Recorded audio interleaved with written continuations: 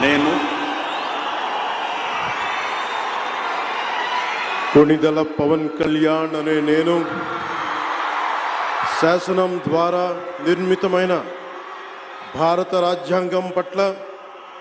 నిజమైన విశ్వాసం విధేయత చూపుతానని, భారతదేశ సార్వభౌమాధికారాన్ని సమగ్రతని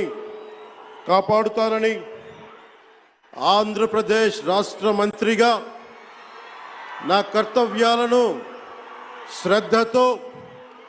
అంతఃకరణ శుద్ధితో నిర్వహిస్తానని,